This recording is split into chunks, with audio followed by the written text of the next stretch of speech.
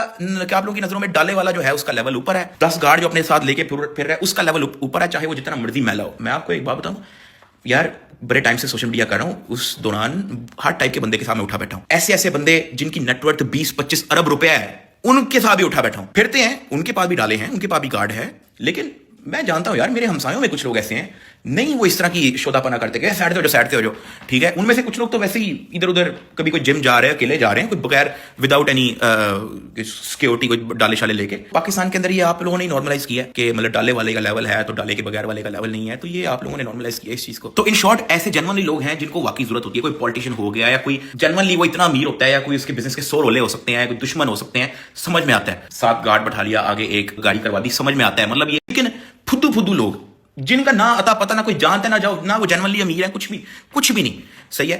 वो भी जो है वो डाले के अंदर प्रोटेक्शन स्क्वाड की वर्दी बनाई होती है इन्होंने, लोग पकड़ के 5-6, उनमें से आधों के पास लाइसेंस भी नहीं होता वेपन का, ठीक है, डाले के पीछे बैठाया होता है, और वो बस रोड पे चल के ना कोई बाइक वाला आए। डक्की भाई ने आवाज उठाई वीआईपी कल्चर और प्रोटोकॉल के खिलाफ, तो लोग समझे कि डक्की भाई ने रजब भट्ट पर तनकीद कर दी। डक्की भाई को शदीद तनकीद का सामना करना पड़ा, तो सफाई में बेचारे आकर कहने लगे कि मैंने रजब भट्ट के खिलाफ नहीं बल्कि वीआईपी प्रोटोकॉल रखकर बदमाशी करने वालों के खिलाफ आवाज उठाई थी। आपको पता होगा लाहौर में कुछ रोज कबल कुछ लोगों ने वीआईपी प्रोटोकॉल के खिलाफ एक आम शहरी को तशद्दुद का निशाना बनाया, और कुछ रोज कबल कराची में भी एक बाअसर शख्सियत ने किसी नौजवान के साथ यही कुछ अमल दोहराया था, जिसको देखने के बाद डक्की भाई भड़क उठे और एक नॉर्मल इशू पर बात की, जिसको लोगों ने बात का बतंगड़ बना दिया। इतना तनकीद का निशाना बनाया कि खुद आकर डक्की भाई को वजाहत देनी पड़ी कि उन्होंने रजब पर नहीं बल्कि दूसरों पर तनकीद की थी।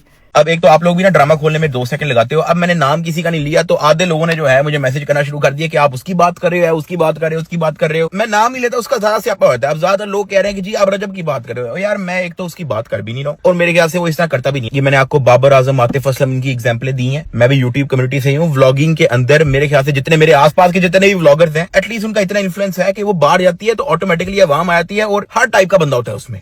असल में यहाँ पर कोई अच्छी बात भी करे तो लोग उसे अच्छाई करने नहीं देते। डक्की भाई ने वीआईपी कल्चर और दादागिरी करने वाला एक जो इमेज बन गया है, डाले लेकर लोग गार्ड लेकर किसी को भी कहीं पे भी उठाकर पीटना शुरू कर देते हैं और हटो हटो का नारा लगाते हैं, जैसे उनके बाप की जागीर हो ये रोड्स और ये सड़क और ये मुल्क। उनके खिलाफ आवाज़ उठाई थी, और हमें ऐसे नौजवानों की और ऐसे लोगों की शदीद ज़रूरत है।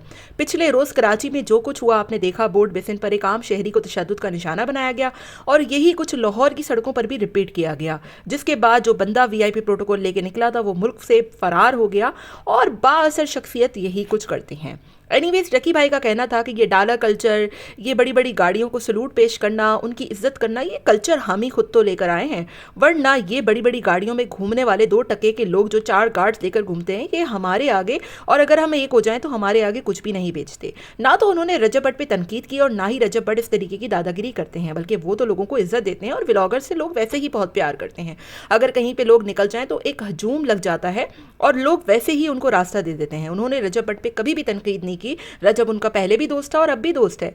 बहरहाल ये वीडियो आने के बाद उन तमाम लोगों के अरमानों पर पानी फिर गया जो समझ रहे थे कि रजब और डक्की के दरमियान कोई बड़ा मसला चल रहा है और उनकी दोस्ती टूट गई और ये एक दूसरे के खिलाफ वीडियोस बना रहे हैं। तो ऐसा कुछ भी नहीं होने वाला। डक्की ने बहुत ही अच्छा गेस्चर दिया, और वजाहत देने के बाद उन्होंने बहुत अच्छे से बताया कि रजब तो ऐसा करता भी नहीं है, उसका अपना एक फ्रेंड सर्कल है और वो अपने फ्रेंड्स के साथ ही घूमता है, ना तो उसको दादागिरी करने का शौक है और ना ही कुछ ऐसा हुआ है। मैं तो वीआईपी कल्चर और उस वीडियो के खिलाफ बात कर रहा था जो सोशल मीडिया पर गर्दिश कर रही थी। आपका इस बारे में क्या ख्याल है, जरूर बताएगा। मिलते हैं नेक्स्ट वीडियो में। Till then take care, tata bye bye, अल्लाह हाफिज़।